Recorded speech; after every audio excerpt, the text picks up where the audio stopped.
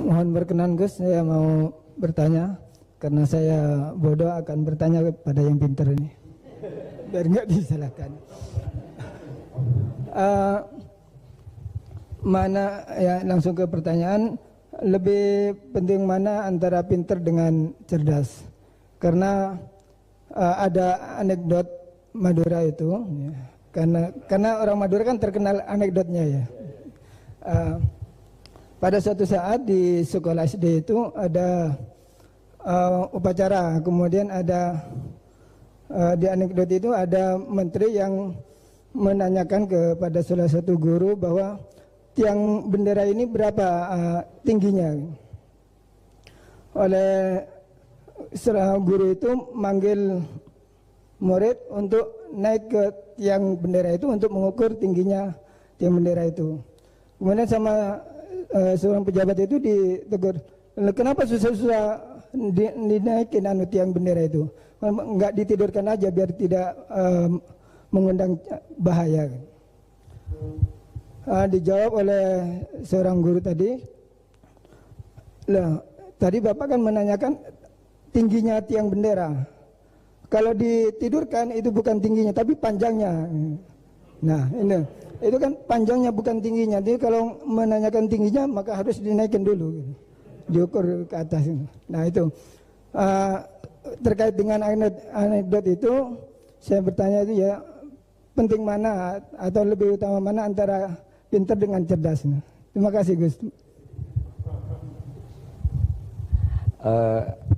Ini karena pertanyaannya anekdot, saya jawabnya juga anekdot. Itu kalau kita di pesantren itu gudangnya, itu kan biasanya korbannya orang Madura, tuh kasihan juga sama orang Madura.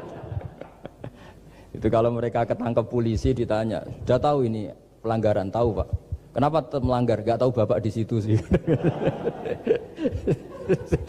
Jadi itu kan cerminan pikiran kita semua. Kalau gak melanggar itu bukan karena takut aturan, takut ketangkep polisi. Sudah tahu kalau pelanggaran, tahu Pak?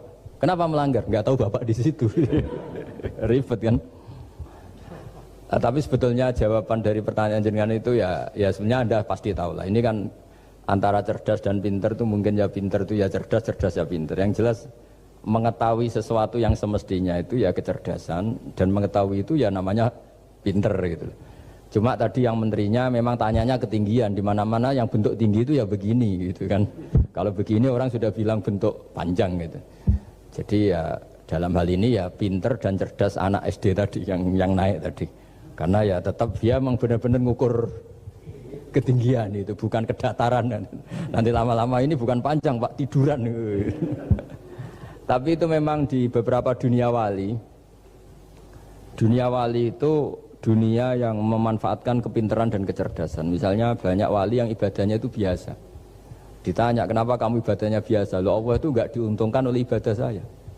Ya sudah, saya ibadah standar saja lah yang wajib-wajib. Makanya di dunia wali itu lebih ngeri guyonannya.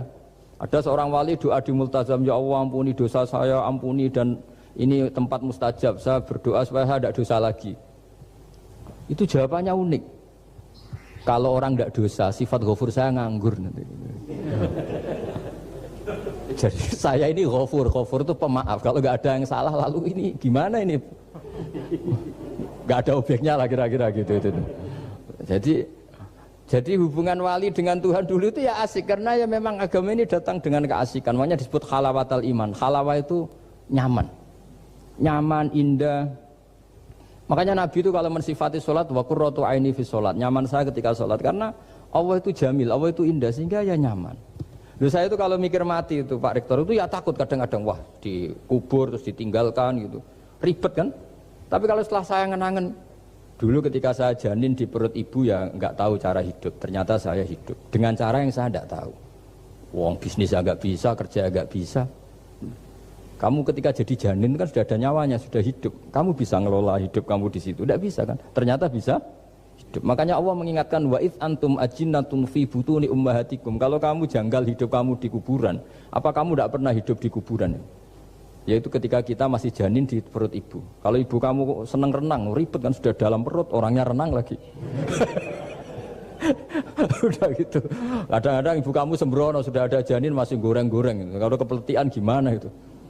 Tapi Allah tahu cara ngelola kehidupan kita zaman masih apa? Janin. Ya kita hidup ya ada bayi yang gendut bahkan sampai disesar karena saking gendutnya. Wah itu bayi tauhidnya tinggi itu sudah tahu kalau yang ngurusi Allah. Ndablek saja dia sampai gendut. Ya artinya kalau sedang lihat itu ya sudahlah. Zaman saya hidup ketika janin ya tidak tahu caranya hidup. Ternyata ya hidup. Ketika kita jadi zigot, jadi apa masih mani, masih sperma, nggak tahu caranya jadi orang ya tahu-tahu jadi orang. Kita nggak tahu kenapa mani yang gitu ada jadi rambut, hidung, jadi macam-macam. Setelah besar ya tahu proposal, tahu bulat, macam-macam. Wah.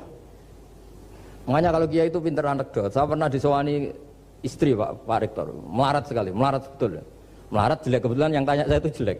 Wah beneran ya kata saya. Istri perempuan. Gus suami saya itu miskin Gus, doain kaya Gus supaya hidup saya itu enak. Terus tak guyoni.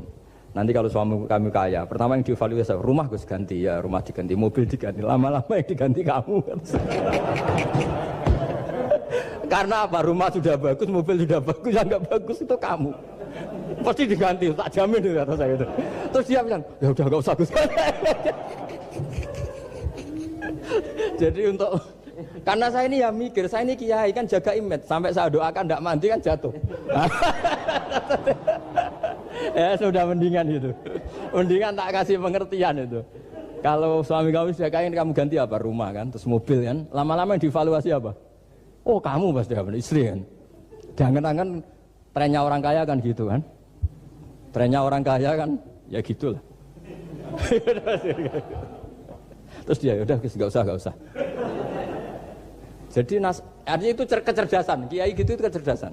Karena kalau doa tidak mesti mustajab juga kan. Udah kiai top gitu, doanya ngobos juga kan, ribet kan. Akhirnya ya sudah gitu aja. Ya saya kira demikian.